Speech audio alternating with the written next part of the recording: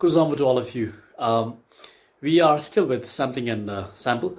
We just saw what are the different sampling methods: random sampling methods, non-random, and mixed sampling. We also saw how to decide the sampling intensity or the sample size. Now let us look at the let us look at the sampling units in terms of ecological studies. So since we are natural science students, it's very important, I think, to take a separate class on how to collect samples in forest, in natural science, or in natural environment.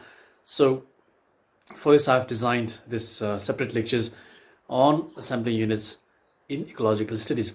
Here I'll be talking mainly on sampling units like plots and transects and mixture of transects and plots.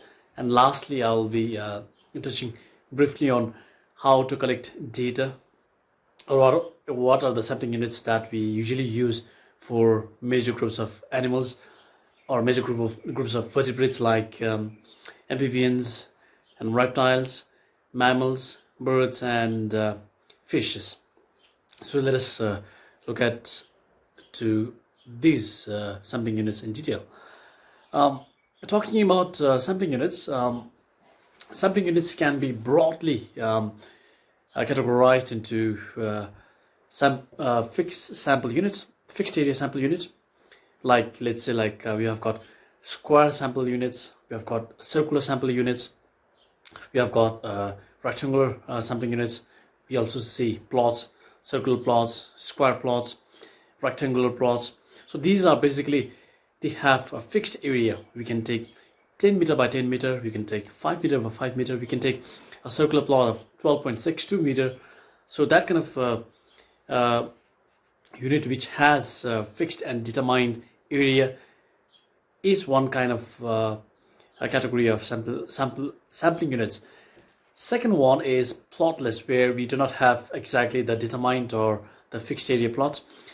That plotless can be divided into points and transects, meaning in points we just stand in one point and we just observe the plants and animals wherever we see, and we try to calculate the distance, we try to calculate the density, abundance of the plants and animals in that area, but we do not have fixed area.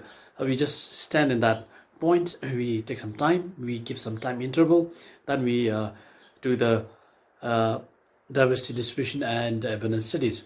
Then we have got transects, where basically it's a walk from one point to the last point, and even there we do not have a fixed plot. So we just walk, and sometimes we try to see left and right during our walk, whichever plants and animals that we encountered, which is based on our objective of the study. We try to note that down, and with that we try to find the abundance, density, as well as diversity of species. So basically fixed area sample units and plotless or non-fixed area sample units like points and transects will be mainly dealt in this lecture. So this lecture is divided into 4 parts. The first one is going to be dealt mainly on the quadrats, mainly looking at the famously used square, rectangular, and circular plots.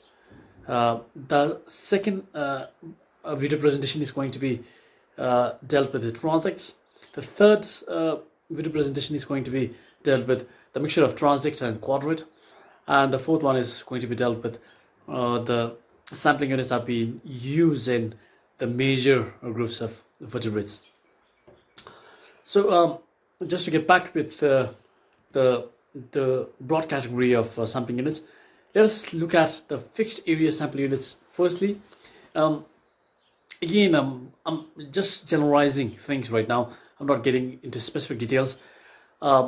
If you look at the sampling units, if the sampling units are very large, let's say if we are taking a rectangular or circular plots, rectangular or square plots. So let's say I'm taking a rectangular plots right now. If you are looking at the larger plots, like let's say like this is a very large plot. So when we're taking a larger plots, we just need fewer numbers. But if you're taking a smaller plots, we need more numbers. So what I mean over here is that if you want the same accuracy given by both larger plots as well as small plots, then if you are to take larger plots, then we need fewer numbers. But if you have to do the same sampling of this area by smaller plots, then we need more numbers for precision. But however, larger plots are considered less precise compared to smaller plots. And again, if you look at the cost point of view, larger plots are cheaper compared to the smaller plots. So smaller plots are quite expensive because we have to lay out more plots, we need more human resources, we need more time to travel from one location to another location, and that's when smaller plots have disadvantage of locating as well as establishing the plots and getting more time compared to larger plots. However, if you look at the precision of the larger plots and the smaller plots are always precise compared to the larger plots. The application of larger plots and the smaller plots slightly differs in areas where we have got a very sparse kind of vegetation, where we have got heterogeneous vegetation. Let's say these are grasses over here, grasses and xerophytic plants over here, and then we have got coniferous plants, then we have got few shrubs. And this kind of heterogeneous area of forest, it's always better for us to use larger plots instead of smaller plots, because larger plots will cover diversity of unevenly distributed vegetation.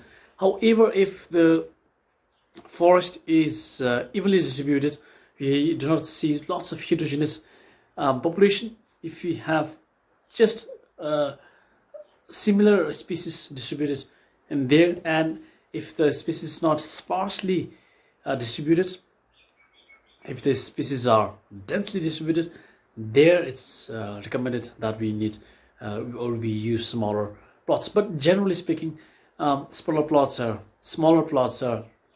quite precise compared to larger plots. But in application wise, if the area is sparse, less densely populated, and mixture of lots of species, go with the larger plots. So the size of the larger plots and smaller plots will again be defined by the resources that we have in our hand, the time, labor, and the budget that we have. So more into the size of the plots, the shape of the plots, the number of the plots that we require will be dealt in following slides. This is what exactly I have talked, so you can read it by yourself. Fixed area sampling units. Right now we just talked about one of the examples of fixed area sampling units, that's plot. But there are different kinds of fixed area sampling units. One is plot, that compared to other kinds of sampling units are smaller in size and diverse in shapes. Like plots can be circular plots, plots can be quadratic plots like a square and rectangle. It can even be triangle, it can be even polygonal in shape. So plots are basically smaller in size as well as diverse in shape as compared to rest of the sampling units. Then we have got strip over here, where just like a transect, but the transect this time has got a width. It's like a road. It has got some width. So strips are usually laid from one end of the mountain to another end of the mountain, or one end of the study area to another end of study area. And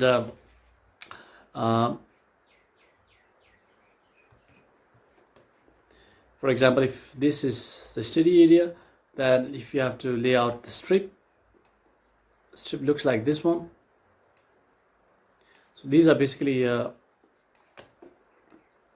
strips, and we tend to collect our data from this width which runs from one end of the study area to the another end of the study area. Then we have got topographical units, the study area which is being divided mainly by natural features, like if the forest has already been established based on the compartments. Then we have got compartment number 1, compartment number 2, compartment number 3, and this kind of compartments are have become natural boundaries of these different kinds of forest. So this can be used as the topographical units. This is one sampling unit. This is another sampling unit. This is another, and another. For example, if this is the steady area that we have, and if the river runs out from here, then this can be one sample unit, and this can be another sample unit. So topographical units are basically those units of sampling units which are being divided or which are being categorized by the natural features. Then we have got clusters, where either these plots or topographical units are taken into clustered forms.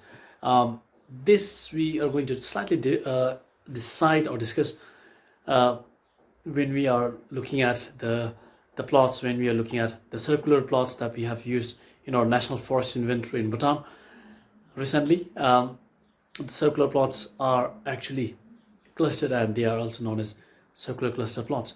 So these are 4 different kinds of fixed area sampling units, and we are not going to deal in this lecture everything else.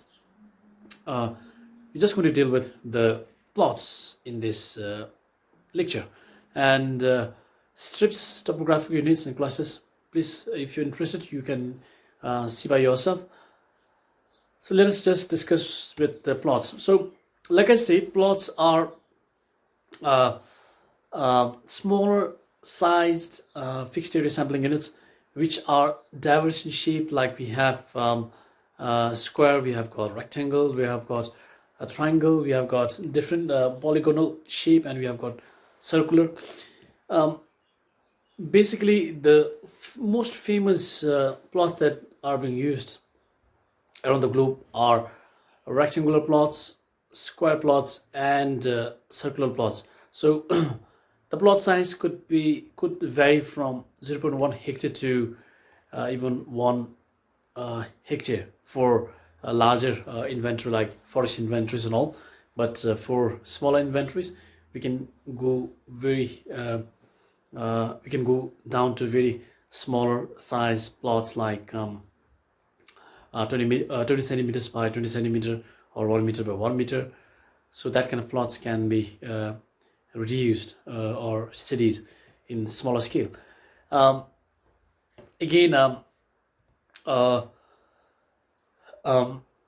Circular plots compared to rectangular and square plots is considered very easy to lay out, because it has got less age effect compared to square and rectangular plots. That we are going to look at after a few slides, what is each effect and how each effect is different in different kinds of plots.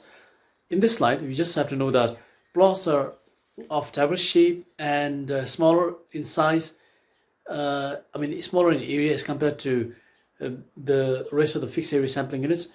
And famously used plots are rectangle, square plots, and circular plots. And if you look at the easy needs to lay out the plots, circular plots is quite easy to lay out. And the most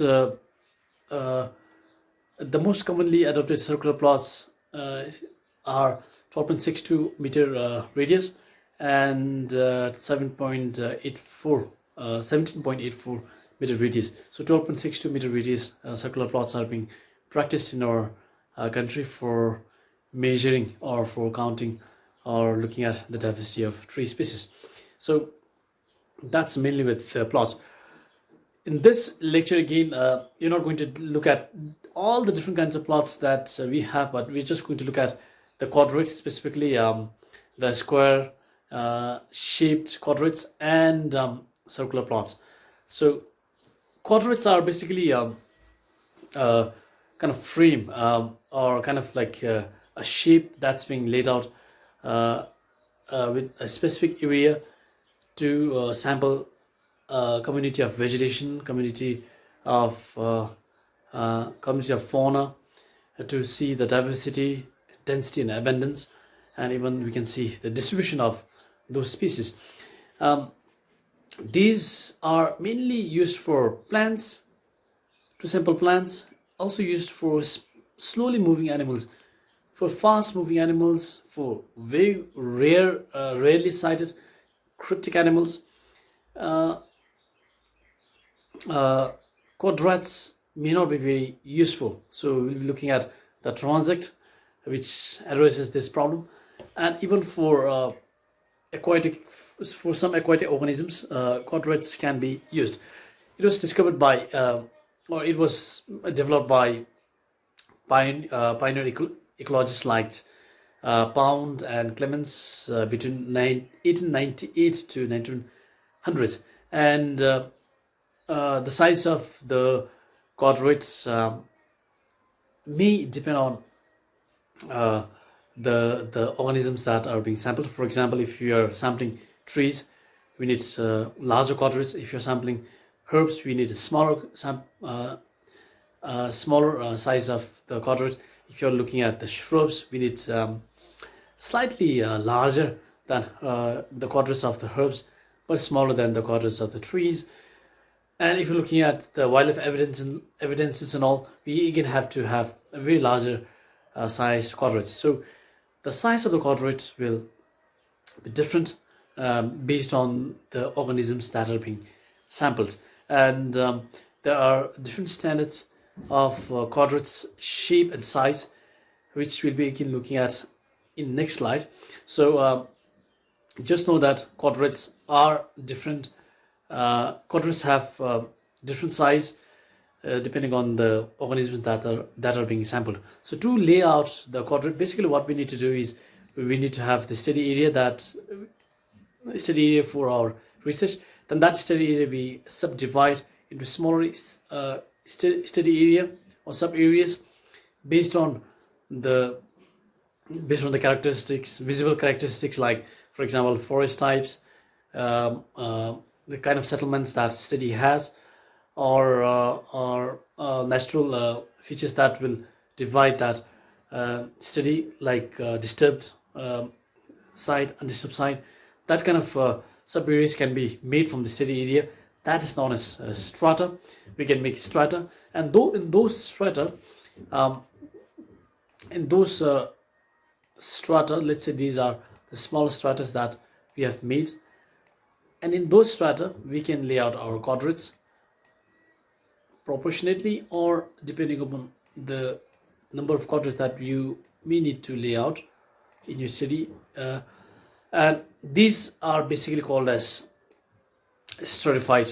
Again, this is again called as stratified random sampling, because we have made the study area into different strata, and on those strata we have laid our quadrats. So this is again a kind of like stratified random sampling. What can we exactly measure from quadrats? So quadrats are very useful for looking at the diversity, looking at the distribution, looking at abundance, and also looking at the importance value of a species. So we usually call as importance value index, IVI. So IVI can also be found through the quadrats. Four basic things that we can assess from the quadrat, or we can quantify from the quadrats, are the counts. We can basically count the number of species in that area, numbers of one species in that area, numbers of different species in that area.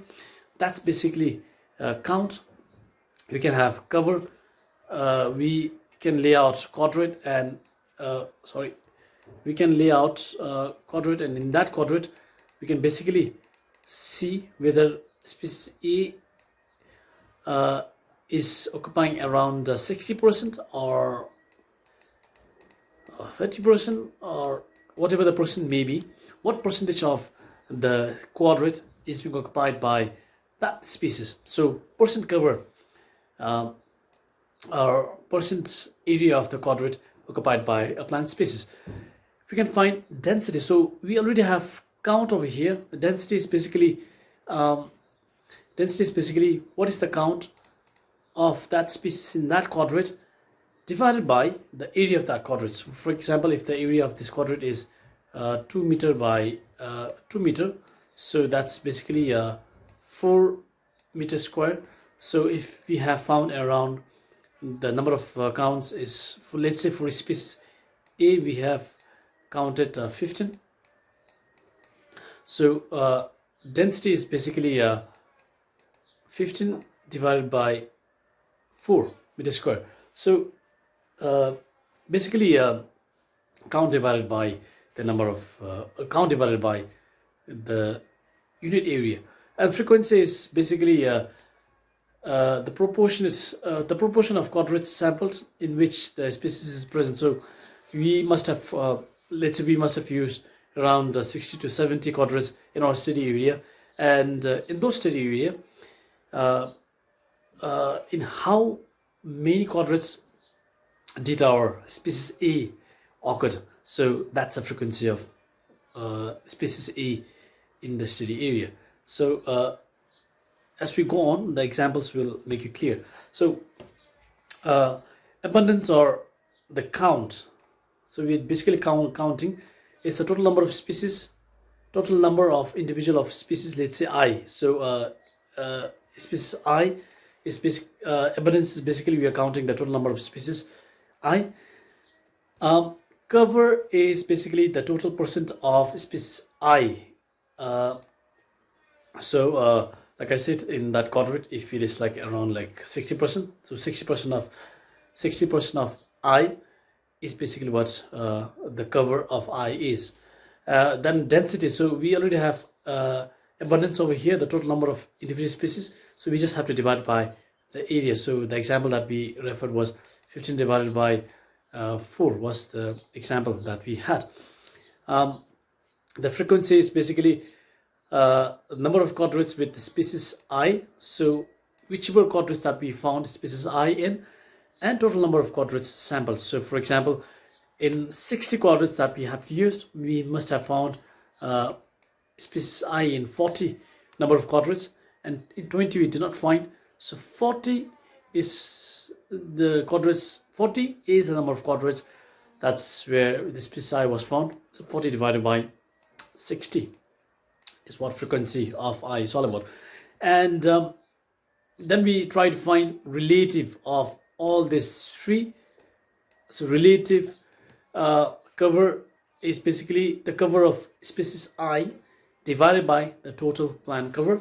It's basically comparing with, relative is basically comparing with the rest of the individuals. That means relative is basically comparing with total number of other plants in that area. So instead of cover, it's total plant cover. Instead of relative density, is density divided by the total plant density. Relative frequency is frequency divided by total plant frequency, and these are basically in percentage. So these are basically multiplied by 100 at last. So these are basically multiplied by 100 at last. So whatever result we get from here, it's never crossing 100. So at last, RCI, RDI, RFI, or relative cover, relative density, and relative frequency must give us what IVI, important value index, is all about. And important value should always range from 0 to 300, because what 300 is being added here should not be exceeding the total 300, because 3 of the relative studies are based on the percentage, so which is at the max it will go to 100. So that's what it's all about. So let us clarify ourselves with one example. So let's say that we are sampling with a quadrant, and the area of the sample is 5 meters square. Area of the sample is 5 meters square, and number of quadrats that we need to study is around like 50, and the size of the quadrat is 0.1 meter square. So let's say we have counted species from E to H, and the number of individuals or count or the abundance is 139 for species A. Cover is 15.5% cover for species A, and in number of quadrats that species A was found is in 31 quadrats out of 50 quadrats, and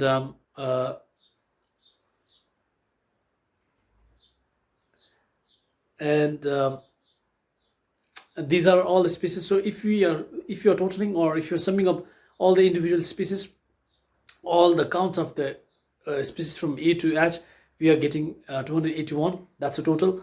If you're looking at the percent cover, then we have 32%. If you're looking at the number of quadrats that all the species have been found, they are found in 75. This is just a cumulative number. So the number of quadrats that we have laid is 50, but if you're just summing up, then it's number of quadrats that is being found is in 75. So please do not get confused with this one. We are just summing up the number of quadrats that these species are being found in total. So that's 75. So total plant density is plant density, like I said, is the number of counts of the species divided by the area. So area right now is 5 meters square. So that's the total area. So the actual total area of the study area was 5 meters square. So please do not again get confused with this one. We are not looking at size of the quadrat here. We're looking at the area. So we're looking at the overall density of all the species in that area. So it's divided by 5. So 281. So let's see how much area is being occupied by this A to H species. So 281 individuals were being found in 5 meters square. So in 1 meter square, 56.2 individuals were being found. So the total cover is 32.0% cover, and the total frequency that we have is 75. So 75 divided by 50, so that's basically 1.5 plant species per quadrat is being found. So let us calculate the basic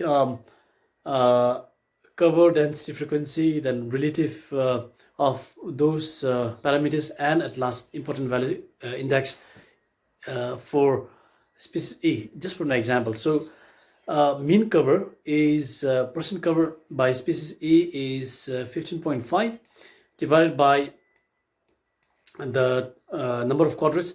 So mean cover is the average cover is 0.32. Density is 139 divided by 5. That's how dense a species A in the whole study area. So we have 27.8. Frequency is 31 divided by 50. 31 divided by 50 number of quadrats. So in 31 quadrats it was found, and the total number of quadrats is 50. So that's 0.62.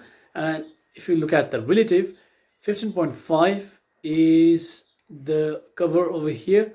And the relative cover we have to compare with the 32.0. So 32.0 into 100. This is 48 for here. Relative density is again something that we need to look at. 139 of this individual divided by 281 into 100, that's 49.5. And relative frequency, again 31 divided by 75 into 100. So at last we need to sum this up to get important value index, which is over here. So 48.4, 49.5 and 41.53 is basically 139.2 is the really the importance value index for species A. So that's how we get basic calculations from the study using sample units like quadrats.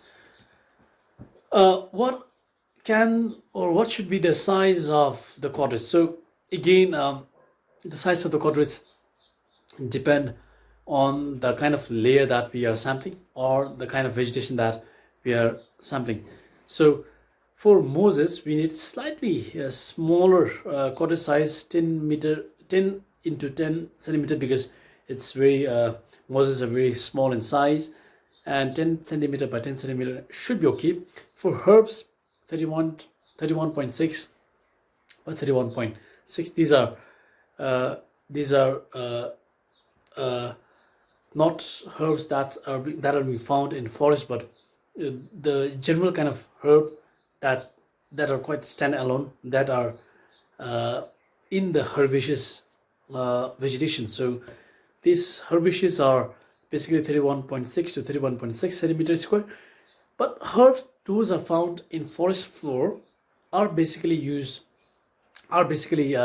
being sampled with 1 meter by 1 meter or 1 by 1 meter square. For shrubs, we basically use 3.16, but 3.16 again, it really differs from studies to studies. Some use 5 meter square, about 5 meter square too. So again, that's on you again. Forest or trees, we use 10 by 10 meter square. So if you're looking at establishing through circular plots, then the circular plots should basically get the area of 0.01 instead of Moses to 100 meter square instead of in case of forest trees. What should be the shape of the quadrats? So again, deciding on the shape of the quadrat, we need to look at two criteria. One is the age effect, and one is the easiness to define or easiness to lay out the quadrats. So like I said, three famously used quadrats are square, rectangular and circular. And if you look at circular quadrats, it's very easy to lay out, especially in the mountainous rock terrain country like ours. So circular plot is quite easy to lay out, and it has got less edge effect. So edge effect is basically you are laying out the quadrat, and towards the edge you see that one plant has actually one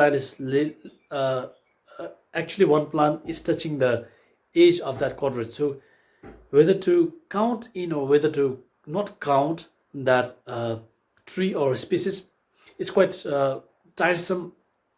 It's quite difficult task when we are laying out quadrats. So in circular quadrats, this kind of edge effect is very less compared to square and rectangular quadrats. So square shaped quadrats have the higher edge effect, and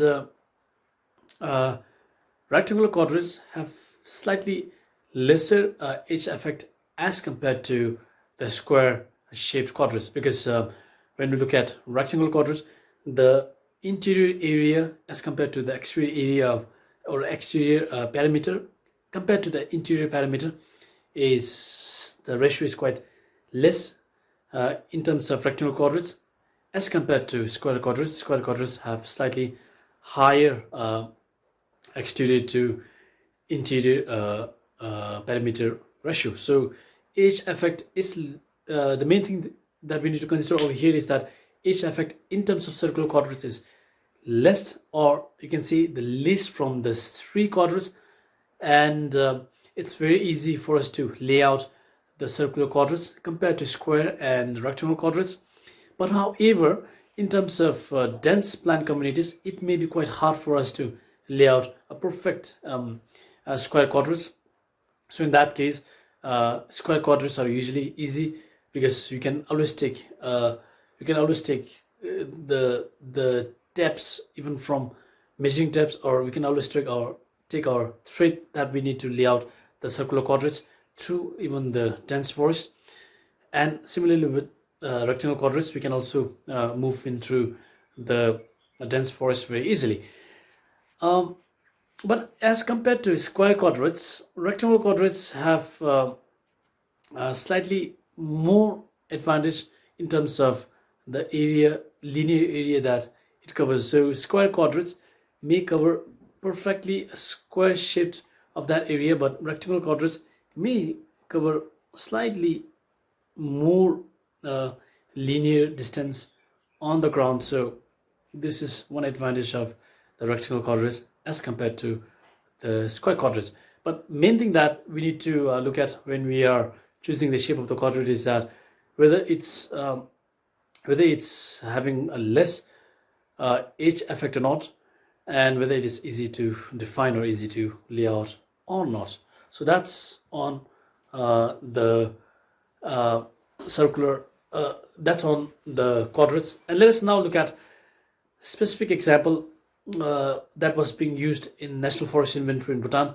So National Forest Inventory in Bhutan started somewhere in July 2012 and ended somewhere in August or September 2016. And the plot that was used in National Forest Inventory is circular plots, and the plots are basically clustered in nature, and they are also called as clustered plots.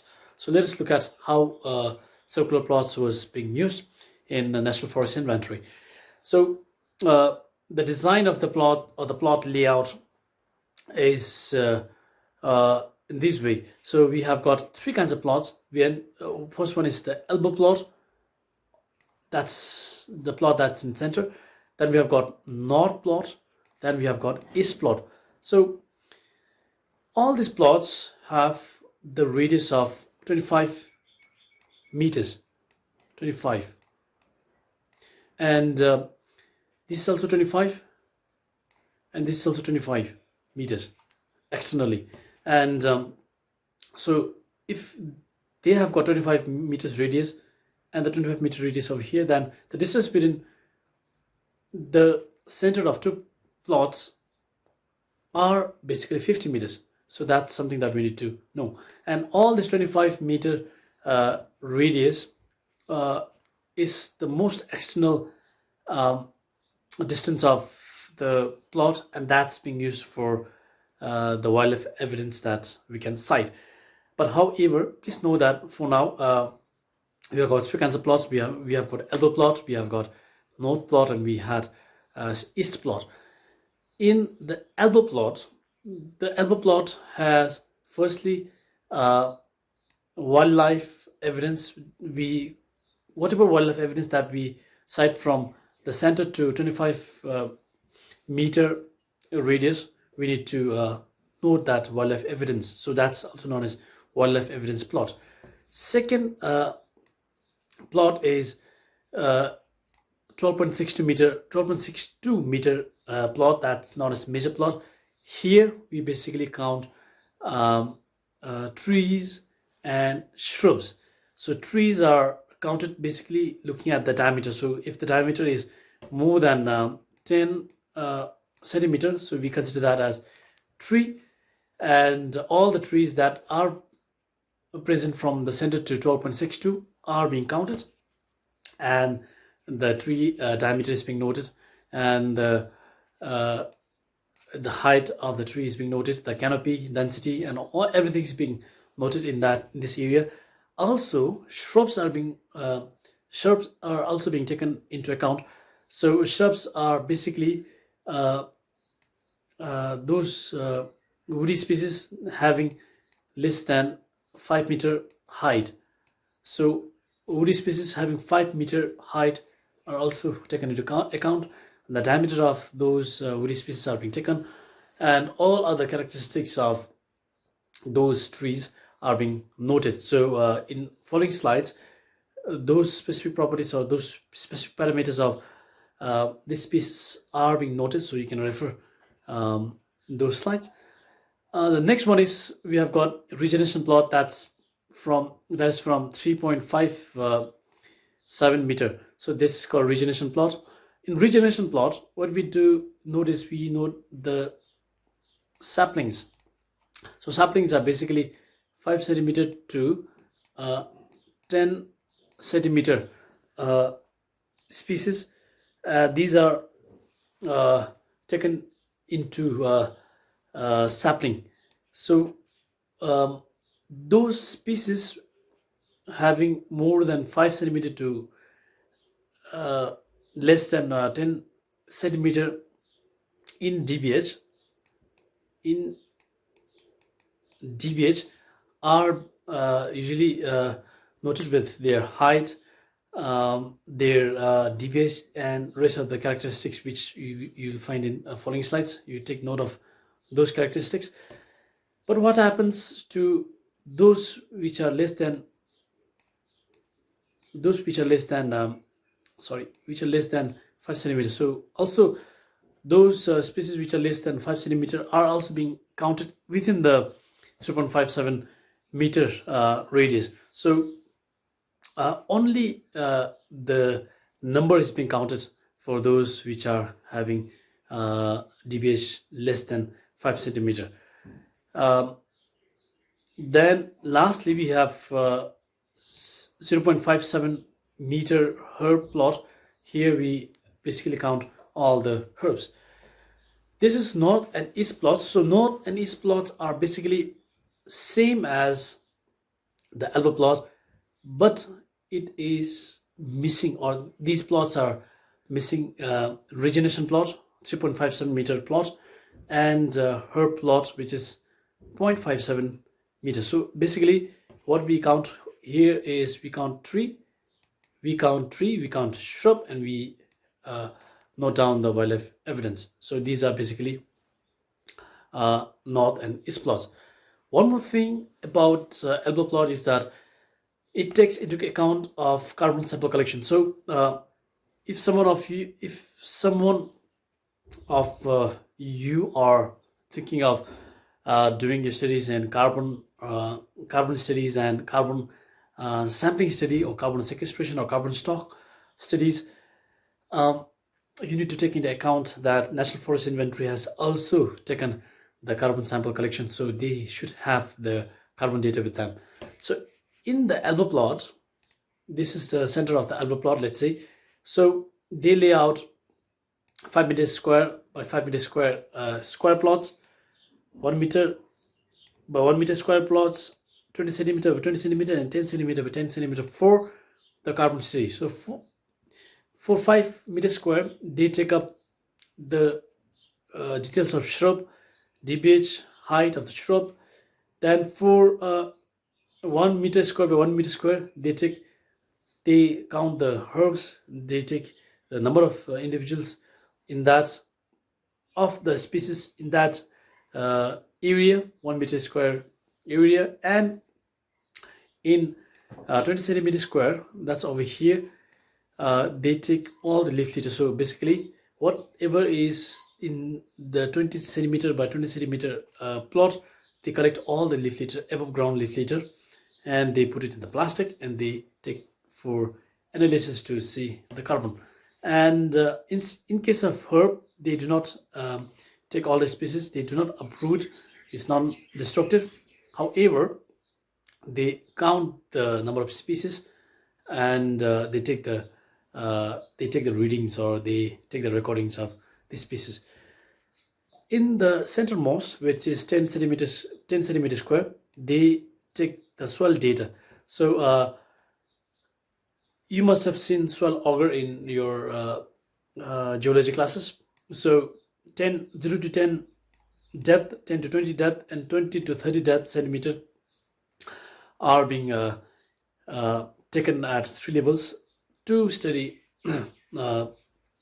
to study the carbon. And again, two batches of soil sampling are also taken for studying the bulk density. So to study the bulk density, we have got some kind of like tin structure thing which we need to press into the soil and take out the soil, and we see the compactness of the soil, and from there again we can study about carbon. So one last thing about this one is that from the center we walk 20 meter away, and on that 20-meter transit we basically collect the wood debris, whatever wood debris that we encountered exactly on the transit, for analyzing carbon. So basically 5 meters square for shrubs, 1 meter square for herbs, 20 centimeter for collecting all the leaf litters,